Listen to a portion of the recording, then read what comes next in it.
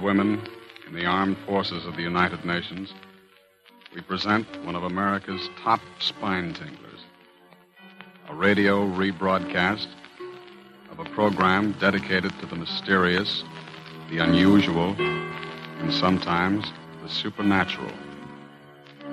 A program of Suspense. This is the truth. Do you understand? The truth. It must be the truth. It has to be.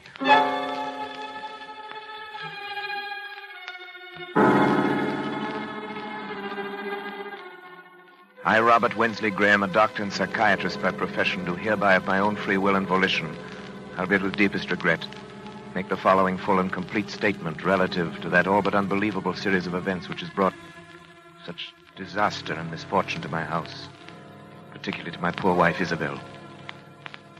It had its beginning, properly speaking, some 2 months ago, to be exact, on the evening of July 25th. We were in the drawing room, Isabel at the piano, practicing, as she said. Her Aunt Jane and I on the opposite sides of the room.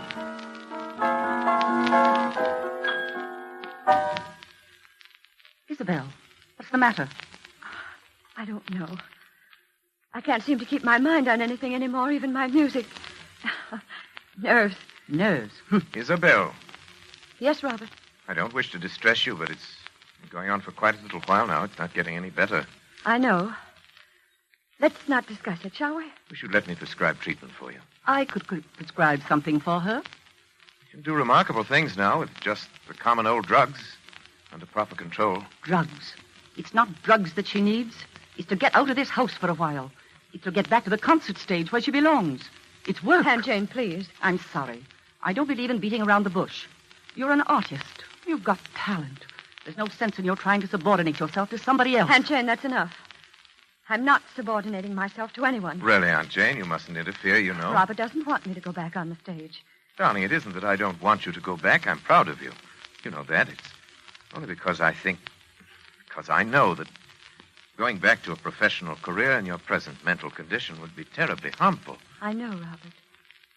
I know, you're right. Oh, after all, I'm a doctor. It's my business to know these things. I get it. Probably the hospital. Hello? Yes, it's Dr. Graham.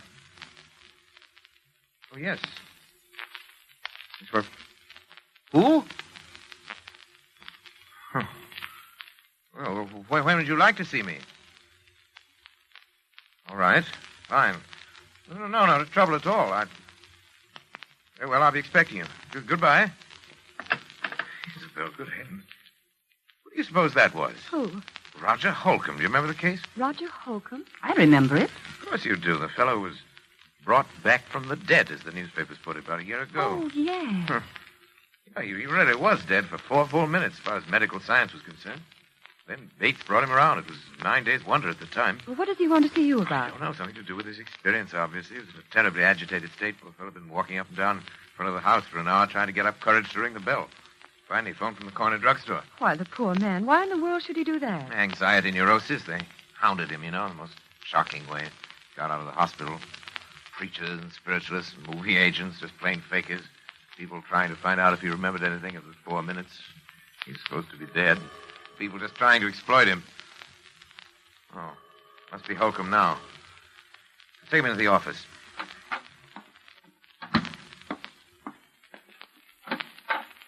Dr. Graham? Yes, you're Roger Holcomb? Yes. Come in. Pleasure to meet you, Mr. Holcomb. Yes, sir. You come this way, please. My office. Now just sit down anywhere. Lie down on the couch if you like. You look tired. I am tired. Tired unto death. Give me your hand, please. For heaven's sake, there's nothing wrong with my pulse. If that's all you think it is, I'll go. Why did you come to me, Mr. Holcomb? You know my history? Yes, most medical men do. Up until your disappearance. Yeah, most medical men do, all right. Then they tell me I'm crazy. Do you think you are, Mr. Holcomb? Oh, I see. You're like all the rest. Let go of me, please. Just a minute, Mr. Holcomb. You came to me for advice. For treatment. I suggest you tell me your story. Well, I was told you specialize in strange cases. Things that other men can't explain. And that's true in a way. Oh, you know what happened when I got out of the hospital. How Yes. they followed me, questioned me, hounded me day and night, trying to find out if I remembered anything, if I'd experienced anything beyond the grave. Yes, I remember that. Well, then you remember that my answer was always the same. That I remembered nothing. That I knew nothing. Well, I was wrong. Oh? What did you experience during those 4 minutes? I don't know. But it must have been something. Something I don't even dare to think about. How do you know this? Well, it happened the first time on a boat trip, which I'd taken to recover my health. I found myself chatting with a woman who was seated at my table in the dining saloon. She found occasion, as such women often will, to mention her age. She said, after all, I'm not yet 40. And then it happened. What happened? Well, from somewhere came crashing into my mind a certain knowledge of the exact day and year of that woman's birth. And with it, a compulsion to speak out. A compulsion which I could no more have resisted than I could have resisted breathing. I said, Madam, you were born in May, weren't you? May 30th. And she looked at me in utter astonishment. We'd never even seen each other before in our lives. And said, yes. And then I added the date, the year 1900. See, she was well over 40. She'd lied to me. Innocent enough thing, but I had known the truth. And I'd been forced to speak. And I have been ever since. This phenomenon has occurred often? More times than I can remember. Every time a direct lie, no matter how trivial, is uttered in my presence, I suddenly know the answer to that lie. I know the truth. And I'm compelled to speak it. And this condition has existed only since your... Since my 4 minutes beyond the grave, yes. Quite. It's as though, in that brief time, I glimpsed eternity. As if I'd seen revealed all truth of all the ages. I can never tell you how horrible that seems. I found that men, even the most honest of men, live by lies. Tell me, you have a family, friends who are understanding? Oh, for heaven's sake, Doctor, don't you understand what this has done to me? Yes, I had a family and friends, a girl I was going to marry. Today I'm an outcast, pariah. I'm shunned, feared. I'm hated. Yes, hated. Mr. Holcomb. Mr. Holcomb, I believe that this condition is very real to you. It causes you very real anguish. I want to help you. Do you think you can? I'm confident that I can. Suppose you could arrange to stay with me here at my home for a matter of weeks or months, if necessary. Well, I'll do anything. Good. Anything in the world to be a normal man again, but... But what? Dr. Graham, I can see that you still don't believe me. Oh, no. I beg of you. You don't know the terrible responsibility I'd be to you. I'd be like a spy, like some inexorable prosecutor from another world. Mr. Holcomb, let me worry about that. All right. Is there anyone else in your household who might object? Oh, no, there's only my wife and her aunt. You have your own quarters. Be quite comfortable, I assure you. I'm sure I'd be. It's a lovely house, but I've seen of it. Yes, I'm rather lucky. I'm interested in research primarily. Not much money in that, you know, but a couple of years ago I came into quite a nice inheritance. The house went with it. What is it? What's the matter? The inheritance was not yours. It was your wife's. The house is your wife's. You were penniless.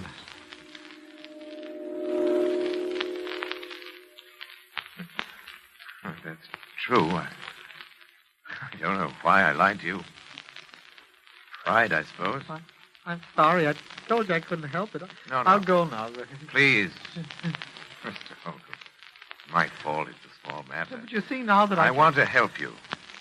Do you believe me now? I believe, Mr. Holcomb, either that you are far more ill than I realized, or that in months to come, you and I must venture into a realm never before explored by mortal man.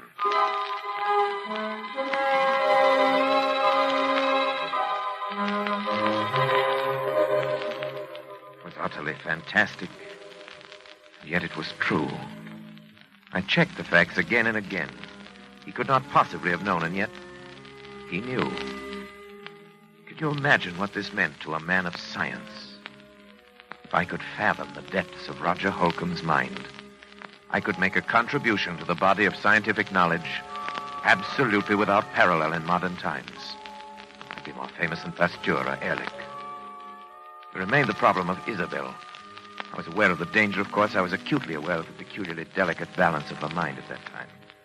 Of the fact that the presence of a man like Roger Holcomb might be seriously detrimental to my rather well-conceived plans for Isabel.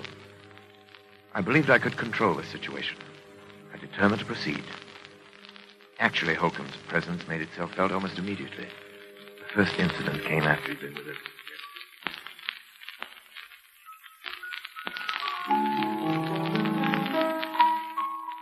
Isabel, please stop that playing and listen to me. Aunt Jane, you know Robert has said I mustn't talk about it, that it's bad for me. I don't care what Robert says. But he's my doctor and my husband. And I'm not sure that he should be either. Aunt Jane, I don't know much about psychiatry, but I do know that making trouble between a husband and a wife... I'm not making anything that isn't there already, and you know it. Good heavens, girl, look at yourself. Look what's happened to you since your marriage. I've been sick. He's made you sick. That's ridiculous. Maybe it's just that he's afraid of losing you. Maybe he's even afraid of losing your money. But I'm absolutely convinced that whether he's meant to or not, he's made you believe there's something the matter with you that isn't. Aunt Jane, I simply forbid you to talk this way. And now he brings this psychopath into the house. And don't bring Roger into it. He's Robert's patient.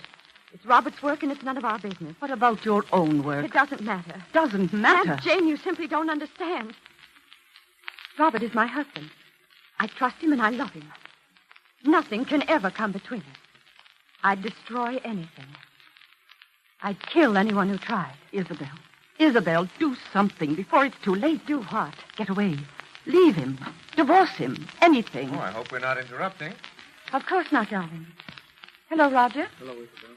Fine. Good afternoon. How are you feeling, Roger? I'm better, I think. I think it would be better if we didn't discuss our states of mind, Isabel. Oh, of course, I'm sorry. Well, would you like me to play something for you? You know, I think I'm beginning to get the feel of it again. Really, I do. You're sure we haven't interrupted some conversation? Of course not. We were just discussing how helpful you've been in getting Isabel back to her work again. Roger. No. No, you were not. You were telling Isabel to divorce her husband. Isabel. I'm sorry. Roger, come back. Isabel, is that true? You brought him in here deliberately. Is that true? It doesn't matter, I suppose. You've known how I felt for a long time. Yes, I'm afraid I have. Robert, it was all so silly. She didn't mean it. It was just I that did she... mean it. But I did mean it. I'm sorry, Isabel. But I've been under this roof too long as it is. Oh, Jane, you're not leaving us. It's best, Isabel. Yes? Yes, I think it's unquestionably best. Best that you go at once.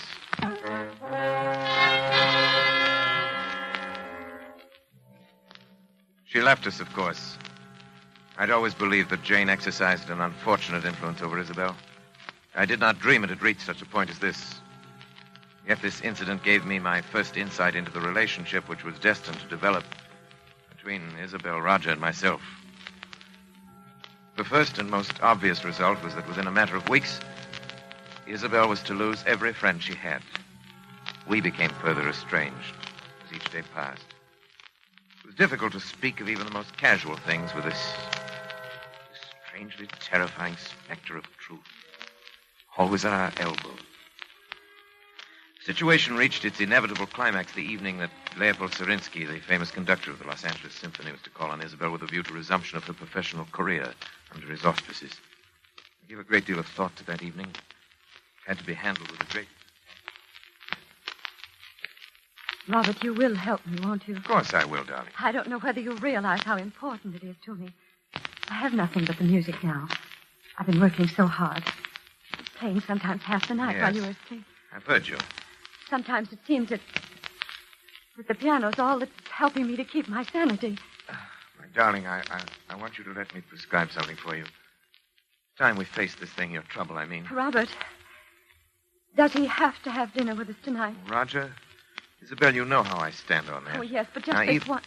Even once, Isabel, keep him in his room like a spoiled child when we have guests. Isabel, it might undo everything I've accomplished in weeks. Oh, of course. You're right. But, Oh, Roger, come in. Robert, I was wondering if I mightn't be excused just tonight. Oh, you're having dinner with us, Roger. Must I? You know you must, Roger, and you know why. Why, Roger, don't you want to meet the great Leopold Surinsky? He's really a wonderful person. Yes, indeed, I would very much. You know, I made my debut with him in 1934. I did a concert with him every year until I... Isabel was very talented, you know. I was? I am. Oh, Roger, I'm going to play with him again. He wants me to open the season in November. Can you imagine what that means to me? I'm so glad, Isabel. And Robert has finally given his consent. Haven't you, dear? I'm sorry. What was it you said, Isabel? I said you'd given your consent to my playing with Surinsky. Well, Isabel, you know I don't want you to think that I'd ever stand in your way. I know, dear. Roger, I'll do the Emperor Concerto, and you will come to hear me. You do want to, don't you, Roger? Please, Isabel, don't ask things of me that can't... What's the matter? What's the matter with both of you? You act as though you thought I wouldn't be able to appear. As though the whole idea were hopeless or something. Isabel, please. I am going to play. I'll be better than I ever was. You know I will, don't you? Don't you? Yes, of course, Isabel. You play wonderfully. Roger. No, Robert, you're very certain that Isabel will be prevented from ever playing again by death.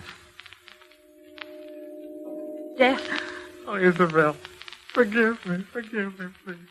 By death? No. Oh, no. Please, Roger, it's not true. Tell me it isn't. Roger, answer me. Answer me. Roger, do you hear me? Answer me. Answer me!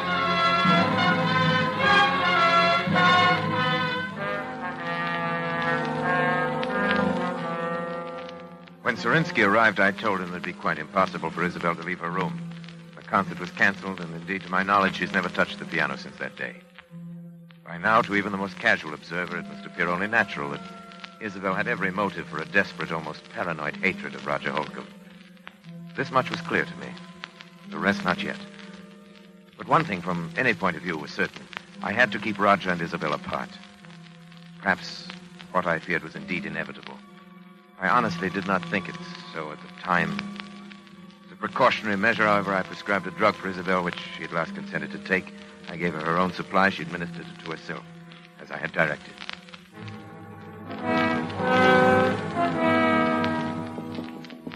Roger? Roger?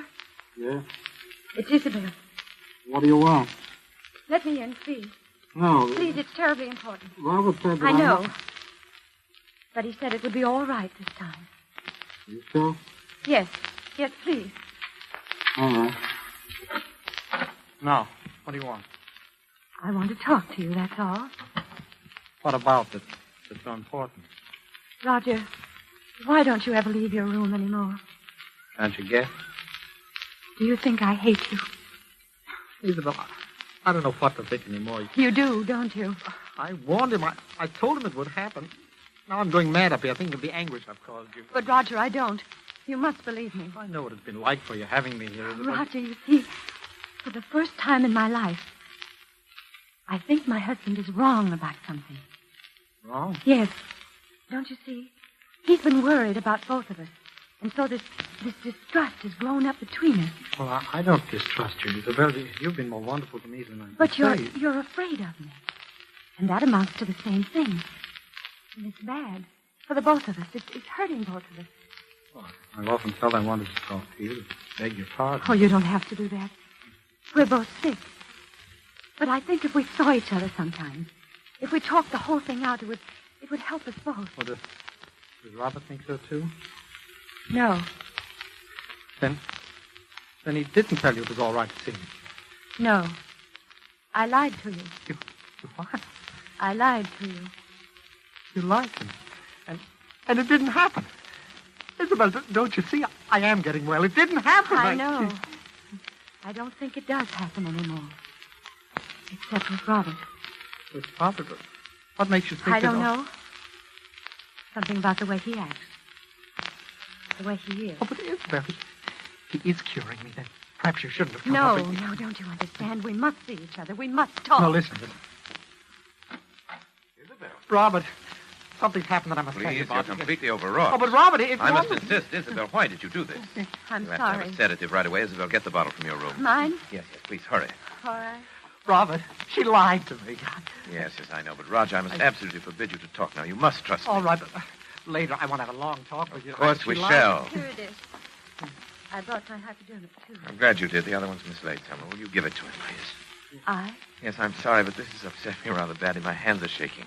Robert, I'm terribly sorry. No matter now. Give him the hypodermic in the upper arm. That's right. There. Thank you. Leave us now, please, Isabel. All right. How are you feeling now, Roger? Well, I'm fine, Robert. I think I'm better than I've been in months. I know you're better. That's why I was so upset to see you. Why, Robert? Can't tell you all my reasons now, but you must trust me and believe in me. Oh, I do, but... Only that I'm afraid for your health. Roger. No. You're afraid of murder. What? Murder. Roger, listen to me. Roger. Murder. Roger, what are you talking about? Roger. Roger!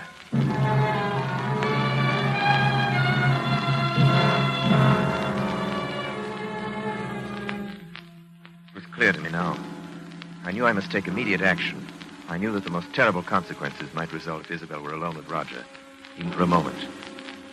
But he knew that he'd said so. There was no other explanation. I thought it through most carefully.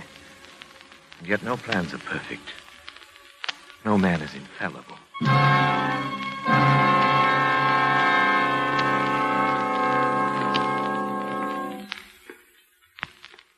Isabel, Robert, frightened. what are you doing? Nothing. Don't lie to me, Isabel. I'm not. You were coming from Roger's room. No. No, I swear I won't. Isabel, don't you understand that you're sick? That I've insisted on these things for your own good and his. All right. I was going to talk to him, but I haven't. Oh, Isabel. Why do you try to tell me that? But it's true, Robert. Really true. Is it? Roger? Roger? What's the matter? Look, Robert. No, it couldn't be. it is. He's dead. Dead. Hypodermic by his side, the drug, your hypodermic. But it's only a Except that sedative. in large enough quantity, it's fatal. You knew that. Oh, Robert, no, listen to me. Isabel, why? Why, I warned you. Robert, look at me. It's Isabel. It's your wife. You can't. Oh, no. Where are you going? Come back. I'm going to call the police.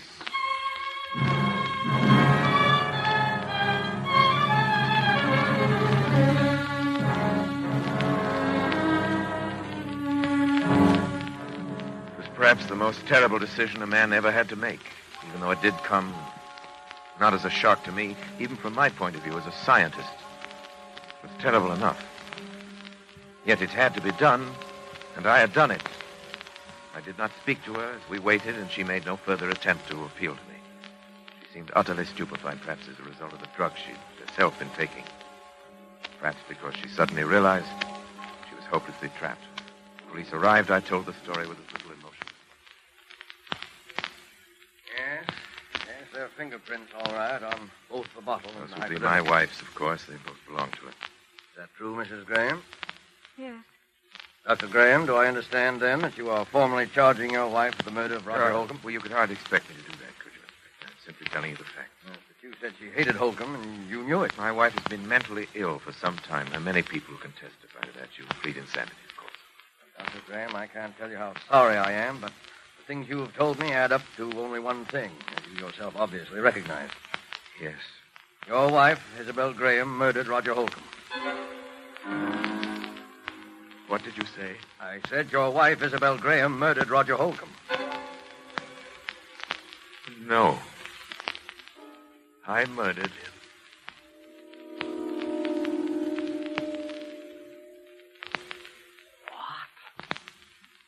I tried to make it appear that Isabel had done it. And I succeeded. But I killed him.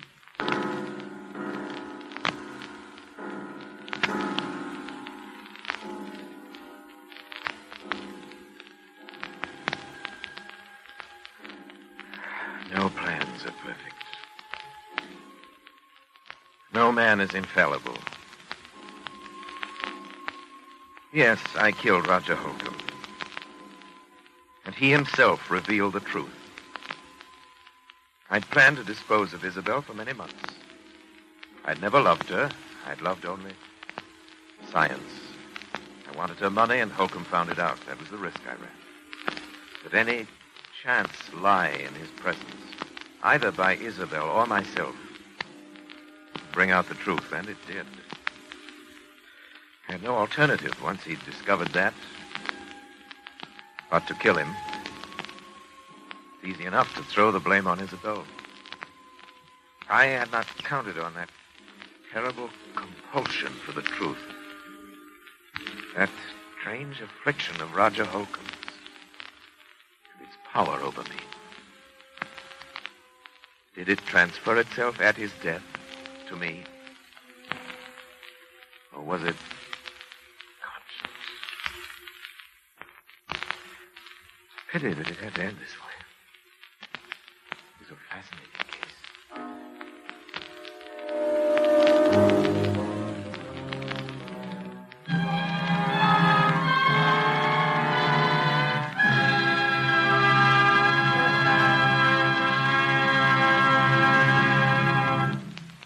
And so closes Lazarus Walks, starring Orson Welles.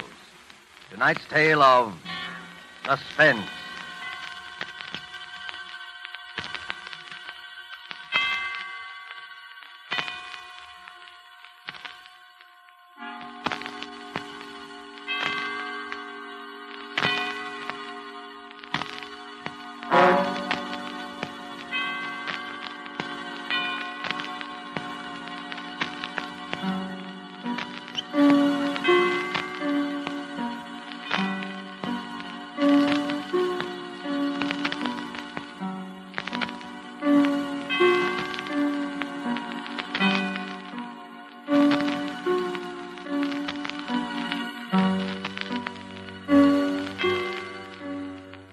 This rebroadcast is a presentation of the Armed Forces Radio Service.